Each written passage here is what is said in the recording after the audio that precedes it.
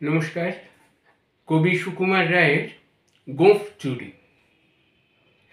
Head অফিসের বড়বাবু লোকটি বড় শান্ত, তার যে এমন মাথার ব্যামো কেউ কখনো জানতো। দিব্যি ছিলেন খোশ মেজাজে, চেয়ারখানি চেপে একলা বসে ঝিমঝিমিয়ে হঠাৎ গেলেন খেপে। আঁতকে উঠে হাত পা ছুড়ে চোখটি করে গোল, হঠাৎ বলেন গেলুম গেলুম আমায় ধরে তোল। তাই শুনে কেউ বদ্যি ডাকে, কেউ বা হাঁকে পুলিশ, কেউ বা বলে কামড়ে দেবে সাবধানেতে তুলিস। ব্যস্ত সবাই এদিক ওদিক করছে ঘোরাঘুরি। বাবু হাঁকেন ওরে আমার গোঁফ গিয়েছে চুরি। গোঁফ হারানো আজব কথা, তাও কি হয় সত্যি? আরে গোঁফ জোড়া তো তেমনি আছে, কমেনি এক রত্তি।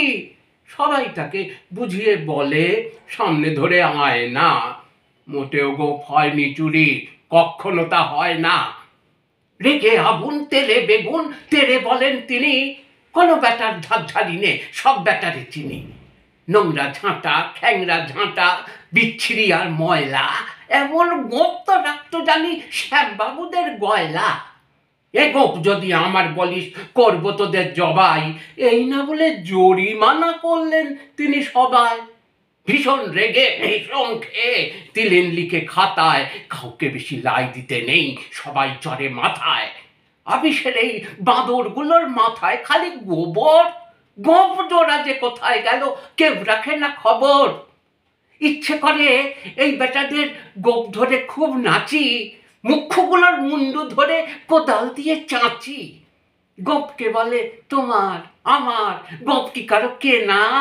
গোঁফের আমি গোঁফের তুমি, তাই দিয়ে যায় চেনা।